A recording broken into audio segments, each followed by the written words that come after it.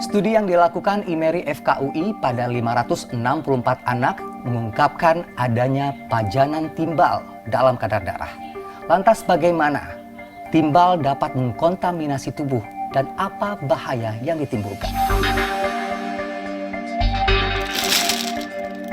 Timbal atau timah hitam merupakan logam berat yang kerap digunakan sebagai bahan pembuatan baterai, produk pelapis kabel, pipa PVC, bahan kimia hingga cat pewarna. Peraturan Pemerintah Nomor 74 Tahun 2001 tentang pengelolaan bahan berbahaya dan beracun mengatur timbal masuk kategori terbatas dimanfaatkan. Penggunaan timbal pada cat tembok juga telah ditetapkan sebagai isu prioritas global dalam International Conference on Chemicals Management pada 2009.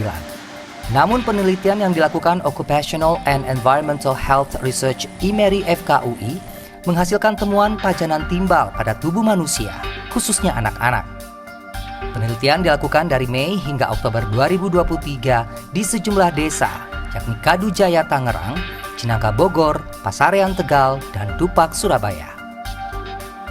Menurut dokter spesialis okupasi Meta Destianita, tubuh terkontaminasi timbal lewat 3 jalur, yakni digestif atau pencernaan, inhalasi atau pernapasan, dan topikal atau kontak kulit.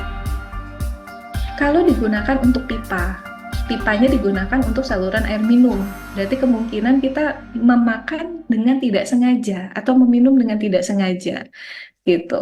Kemudian kalau misalnya pencemaran di tanah atau di air, maka tumbuhan atau makhluk hidup yang tumbuh atau tinggal di tempat dengan pencemaran timbal tinggi, kemudian kita tidak sengaja memakannya, itu juga akan masuk ke tubuh kita. Gitu. Kemudian untuk proses industri yang mungkin menghasilkan debu-debu timbal di sekitar lingkungan kerjanya, itu juga tidak sengaja akan terhirup oleh kita. Meski bersifat partikel kecil, timbal dalam tubuh dapat menghambat reaksi enzimatik sehingga berisiko pada metabolisme tubuh. Organ target dari si timbal dalam tubuh kita itu paling banyak satu otak, yang kedua ginjal. Jadi gejala-gejalanya pun akan menunjukkan gejala-gejala kelainan otak dan gejala-gejala kelainan ginjal. Misalnya gejala kelainan otak itu berhubungan dengan gejala-gejala saraf. Jadi orang yang mengalami keracunan timbal, dia akan cenderung untuk mengalami gangguan-gangguan persarafan seperti misalnya kebutaan, gangguan pada saraf mata gitu ya, jadi penglihatan jadi buram, terganggu, atau mengalami halusinasi gitu. Pewarna pada mainan anak juga berisiko mengandung timbal. Terlebih kebiasaan anak memasukkan mainan ke dalam mulut menjadi celah bagi timbal untuk masuk. Kalau dilihat dari penyerapan berapa banyak yang bisa diserap dan berapa sedikit yang bisa dikeluarkan, anak-anak lebih rentan. Kemudian juga daya tahan tubuh mereka belum terlalu baik gitu ya. Jadi mungkin efek yang dirasakan akan lebih berat daripada orang dewasa. Tetapi paparan timbal itu seharusnya lebih banyak pada orang dewasa daripada anak-anak.